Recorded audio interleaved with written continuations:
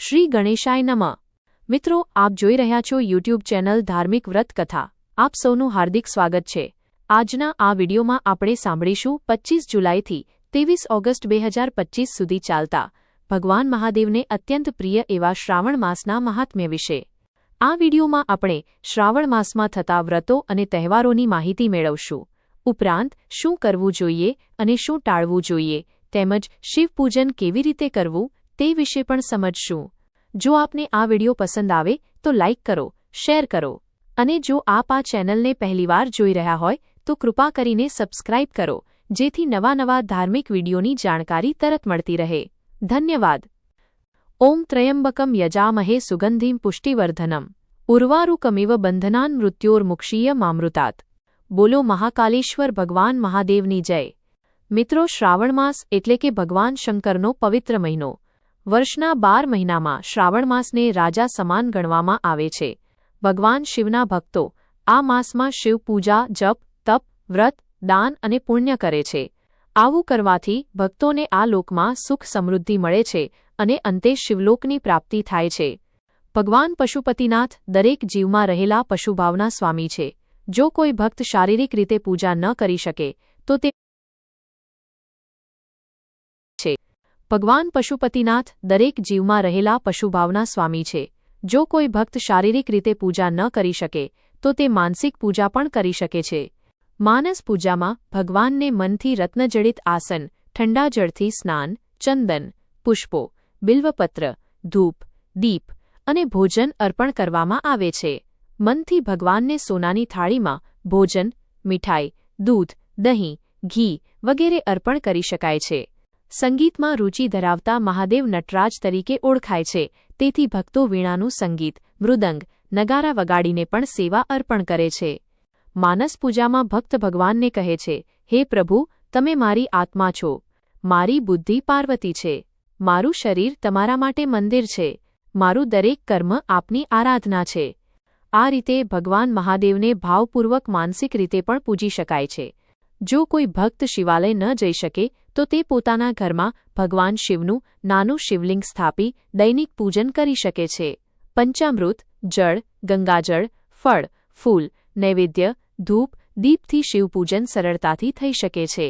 શ્રાવણ માસમાં એકમાત્ર બિલ્વપત્ર કે જળનો લોટો પણ ભગવાનને અર્પણ કરીએ તો ભોળાનાથ પ્રસન્ન થાય છે। શક્તિના સ્વામી મહાદેવ। ભગવાન મહાદેવ શક્તિના સ્વામી છે। જો આપને જ્ઞાન, ધન, આરોગ્ય, સુખ, વૈભવ કે સૌભાગ્ય જોઈએ હોય તો દેવી પાર્વતી સાથે શિવજીની ભક્તિ અને પૂજા કરવી ખૂબ જ ફળદાયી બને છે।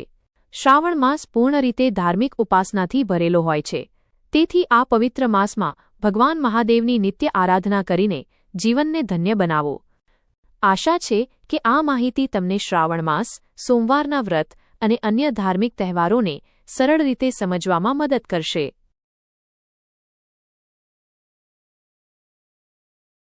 શ્રાવણ માસ, પૂજા, વ્રત અને જ્યોતિર્લિંગ દર્શન। શ્રાવણ માસ દરમિયાન ભગવાન મહાદેવની સતત 30 દિવસ પૂજા થાય છે। ખાસ કરીને સોમવારનો દિવસ ભગવાન શિવને અત્યંત પ્રિય છે। જો કે શ્રાવણ માસમાં દરરોજ શિવભક્તિ શક્ય ન હોય તો પણ સોમવારના વ્રત કરીને ભક્તો પોતાની મનોકામનાઓ પૂર્ણ કરી શકે છે। 16 સોમવાર વ્રત ખૂબ પ્રસિદ્ધ છે। આ વ્રતનો આરંભ શ્રાવણ માસના પ્રથમ સોમવારથી કરાય છે, પણ જો શ્રાવણમાં 4 કે 5 સોમવાર આવે તો કોઈ પણ સોમવારથી વ્રત શરૂ કરી શકાય છે। વ્રત કર્યા બાદ કુલ 16 સોમવાર સુધી પૂજા કરી કમ્પ્લીશન થાય છે। સ્ત્રીઓ માટે માસિક ધર્મ દરમિયાન આવતા સોમવારની પૂજા ટાળી શકાય છે, પણ તેને વિના ગણતા બાકીના 16 સોમવાર પૂરા કરવા જોઈએ।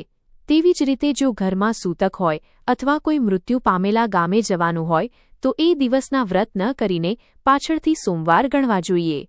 શ્રાવણ માસમાં ભક્તો 12 જ્યોતિર્લિંગના દર્શન કરવા પણ જાય છે। આ પાવન સમયમાં ગ્રહદોષ, કાલસર્પદોષ, વિષયોગ વગેરે દોષોની શાંતિ માટે ખાસ પાઠ અને પૂજા કરાય છે। નાગપંચમીના દિવસે નાગદેવતાની પૂજા કરવામાં આવે છે, જેનાથી રાહુ, કેતુ અને શનિ દોષનો નાશ થાય છે। શ્રાવણ માસ સામાન્ય રીતે વરસાદી હોવાના કારણે યાત્રા ટાળવી યોગ્ય માનવામાં આવે છે, તેથી ભક્તોએ ઘેર બેસીને શિવજીની આરાધના કરવી જોઈએ। નજીકના શિવાલયમાં જઈને દર્શન અને પૂજા કરવી વધુ શ્રેષ્ઠ ગણાય છે। આ માસમાં શિવ મહાપુરાણ, ભાગવત, રુદ્રાષ્ટકમ વગેરે ધાર્મિક ગ્રંથોનું પાઠ પણ કરવો શુભ માનવામાં આવે છે. સમુદ્ર મંથનની કથા. માસનું મહાત્મ્ય. સમુદ્ર મંથન સમયે 14 રત્ન બહાર આવ્યા હતા, જેમાંથી એક હતું હલાહલ વિષ -એ ખૂબ જ વિનાશક હતું. ભગવાન વિષ્ણુએ દેવતાઓને સલાહ આપી કે ભગવાન શિવને પ્રસન્ન કરીને આ વિષથી બચવાનો ઉપાય પૂછવો. શિવજી પ્રસન્ન થયા અને હલાહલ પી લીધું. તેઓએ એ વિષ પોતાના કંઠમાં ધારણ કર્યું અને દેવી પાર્વતીએ તેમનો કંઠ દબાવ્યો, જેથી વિષ અંતરમાં ન ઉતરે. આ કારણે શિવજીના કંઠનો રંગ નીલો થયો અને તેઓ નીલકંઠ તરીકે ઓળખાયા. ત્યારબાદ શિવજીને ઠંડક માટે તમામ દેવતાઓ અને ભક્તોએ જલાભિષેક કર્યો. ત્યારથી ભગવાન શિવના શિવલિંગ પર જળ ચઢાવવાની પ્રથા શરૂ થઈ. શ્રાવણ માસમાં ખાસ કરીને પાર્થિવ શિવલિંગ એટલે કે માટીનું શિવલિંગ બનાવી તેની પૂજા કરવામાં આવે છે અને પછી તેને જળમાં વિસર્જિત કરાય છે. ભક્તો આ માસમાં ભગવાન શિવની પૂજા કરીને પાપોથી મુક્તિ મેળવી શકે છે અને ભવચક્રમાંથી છુટકારો મેળવી શકે છે. શ્રાવણ માસના મહત્વના તહેવારો અને વ્રતો. શ્રાવણ વદ એકમ શિવ પાર્થિવ પૂજા અને નક્તવ્રત શરૂ થાય છે. મહાલક્ષ્મી વ્રત. શ્રાવણ શુક્રવારથી આરંભ થતું વ્રત લક્ષ્મીજીની કૃપા માટે. જીવંતિકા વ્રત. માતાઓ પોતાના બાળકોની આરોગ્ય અને રક્ષાના માટે કરે છે. શ્રાવણના દરેક શુક્રવારે કરી શકાય છે. વિનાયક ચતુર્થી. ગણેશજીની પૂજા માટેનો દિવસ. મંગલા ગૌરી વ્રત. મંગળવારે માતા ગૌરીનું વ્રત અને પૂજન. કલ્કી જયંતી, તુલસીદાસ જયંતી, નકુલ નૌમ, આદિત્ય પૂજન, પુત્રદા એકાદશી, શિવ પવિત્રારોપણ વગેરે પણ આ માસમાં આવે છે. શ્રાવણ પૂર્ણિમા. રક્ષાબંધન અને બળેવ નારાયણી પૂર્ણિમા ભાઈ બહેનના પવિત્ર પ્રેમનો તહેવાર. વરલક્ષ્મી વ્રત અને હિંડોળા સમાપન પણ શ્રાવણ માસના અંતમાં આવે છે. હિંડોળામાં ભગવાન શ્રીકૃષ્ણને ઝુલાવવાની પરંપરા છે. આ રીતે શ્રાવણ માસના તહેવારો, વ્રતો અને ધાર્મિક માન્યતાઓ સરળ રીતે સમજાવવામાં આવી છે. શ્રાવણ માસના અંતિમ તબક્કાના પવિત્ર તહેવારો. શ્રાવણ માસના અંતિમ તબક્કામાં અનેક પવિત્ર તહેવારો આવે છે, જેમ કે કજલી ત્રીજ, રાંધણછઠ, શીતળા સાતમ અને પછી શ્રાવણ સુદ અષ્ટમી, જે દિવસે ભગવાન શ્રીકૃષ્ણનો જન્મદિવસ એટલે કે જન્માષ્ટમી ઉજવવામાં આવે છે. જન્માષ્ટમી પછી અજા એકાદશી, અઘોરા ચતુર્દશી અને પીઠોરી અમાવસ્યા આવે છે. પછી નકલંક મેળો, અસ્વસ્થ મારુતિ પૂજન થાય છે. શ્રાવણ માસના દરેક શનિવારે ભગવાન શનિદેવની પૂજા અને વ્રત ઉપવાસ કરાય છે. આ સાથે ભગવાન હનુમાનજીની પણ આરાધના કરવામાં આવે છે. શ્રાવણ માસ ભગવાન મહાદેવને અતિ પ્રિય છે. જે ભક્તો ભાવપૂર્વક, પ્રેમપૂર્વક માત્ર એક લોટો જળ કે એક બિલ્વપત્ર પણ અર્પણ કરે છે, તેમને પણ મહાદેવ પ્રસન્ન થાય છે. જે ફળ ઘણીવિધ વ્રતો અને ઉપવાસોથી મળે છે, એ શ્રાવણમાં માત્ર એક બિલ્વપત્ર અને જળ અર્પણથી પ્રાપ્ત થઈ શકે છે. શિવલિંગ પર વિવિધ અભિષેક અને તેના લાભ. શિવલિંગ પર વિવિધ પદાર્થોથી અભિષેક કરવાથી જુદા જુદા લાભ થાય છે. ગંગાજળથી અભિષેક કરવાથી મોક્ષ મળે છે. દૂધ અને ધતુરાના પુષ્પથી સંતાન સુખ મળે છે. મોરસ, ખાંડ કે મિશ્રીથી બુદ્ધિ તેજ થાય છે. સરસવના તેલથી શત્રુનાશ થાય છે. ઇત્ર અથવા અત્તરથી રોગનાશ થાય છે. ઘીથી વંશવૃદ્ધિ થાય છે. મધ કે સફેદ તલથી પાપોથી મુક્તિ મળે છે. શેરડીના રસથી ધન સંપત્તિ મળે છે. ચોખા કે જવથી મનોકામના પૂર્ણ થાય છે. દહીંથી અભિષેક કરવાથી ઘરમાં શાંતિ અને સુખ વધે છે. શ્રાવણ માસ દેવાધિદેવ મહાદેવની ખાસ કૃપા મેળવવાનો સમય છે. આ માસમાં શિવલિંગની પૂજા, અભિષેક અને આરાધના કરવાથી વિશેષ ફળ મળે છે. શ્રાવણ માસના મહાત્મ્ય વિશે કથાઓ.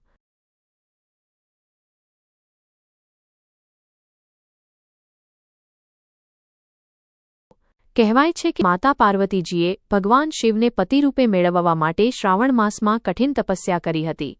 ત્યારબાદ તેઓએ ભગવાન શિવને પ્રસન્ન કરીને પોતાની મનોકામના પૂરી કરી.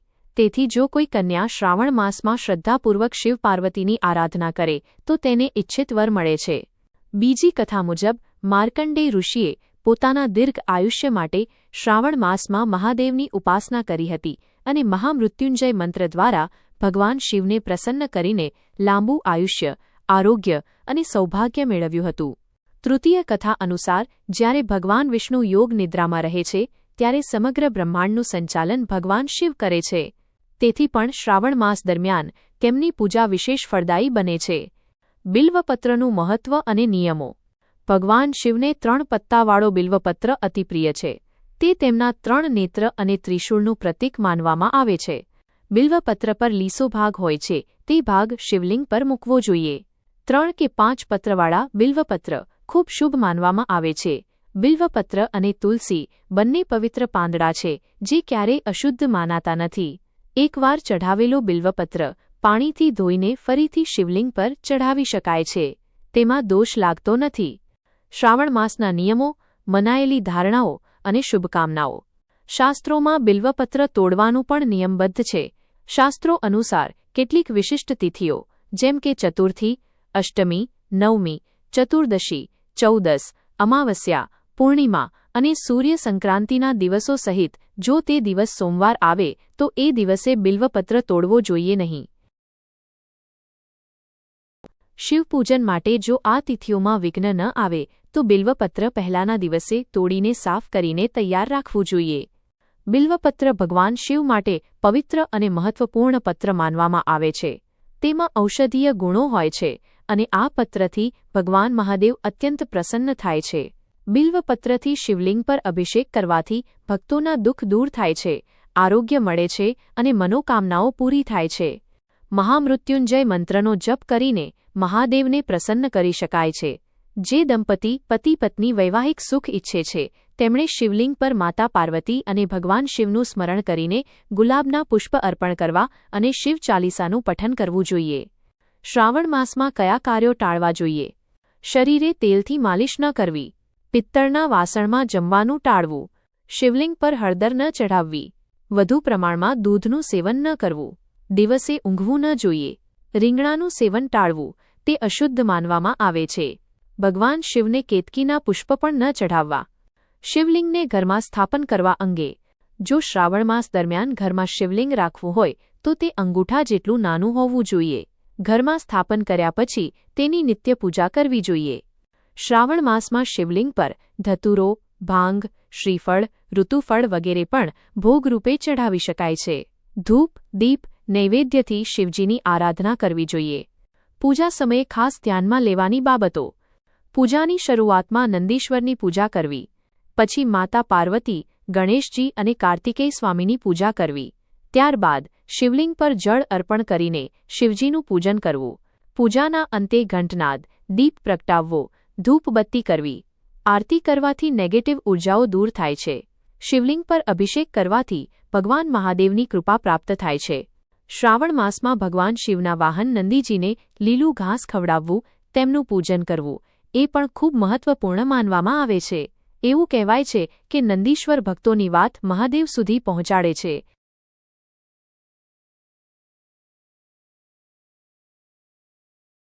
રુદ્રાક્ષ ધારણ કરવા અંગે. શ્રાવણ માસમાં જો કોઈ ભક્ત રુદ્રાક્ષ ધારણ કરવાનું ઈચ્છે તો તેણે કોઈ યોગ્ય પંડિત અથવા જ્યોતિષીના સૂચન બાદ વિધિવત રીતે રુદ્રાક્ષ ધારણ કરવો જોઈએ. શિવલિંગને સ્પર્શ કરાવ્યા બાદ પણ રુદ્રાક્ષ ધારણ કરી શકાય છે. ઘરમાં બિલ્વપત્રનું વૃક્ષ લગાવવાથી પણ નકારાત્મક ઉર્જા દૂર થાય છે. મહાદેવના 12 જ્યોતિર્લિંગનું સ્મરણ. સૌરાષ્ટ્રે સોમનાથમચ, શ્રીશૈલે મલ્લિકાર્જુનમ, ઉજ્જૈન્યામ મહાકાલમ, ઓમકારમ મમલેશ્વરમ પરલ્યામ, વૈદ્યનાથમચ, ડાકિન્યામ ભીમશંકરમ, સેતુબંધેતુ રામેશમ, નાગેશમ દારુકાવને, વારાણસ્યા તુ વિશ્વેશમ, ત્રયંબકમ ગૌતમી તટે, હિમાલયે તુ કેદારમ, કુસ્મેશમચ શિવાલય એતાની જ્યોતિર્લિંગાની સાયં પ્રાતઃ પઠે નરઃ સપ્તજન્મકૃતમ પાપમ સ્મરણેન વિનશ્યતિ. જે ભક્ત સાંજ અને સવારના સમયે ભગવાન શિવના 12 જ્યોતિર્લિંગોનું સ્મરણ કરે છે, તેમના 7 જન્મના પાપ નાશ પામે છે. બોલો ભગવાન ભોળાનાથની જય. મિત્રો, આશા છે કે આપને વિડિયો જરૂર પસંદ આવ્યો હશે. ચેનલને લાઇક કરજો, શેર કરજો અને સબસ્ક્રાઇબ કરવાનું ભૂલતા નહીં. સૌને મારા તરફથી જય શ્રી કૃષ્ણ. રાધે રાધે.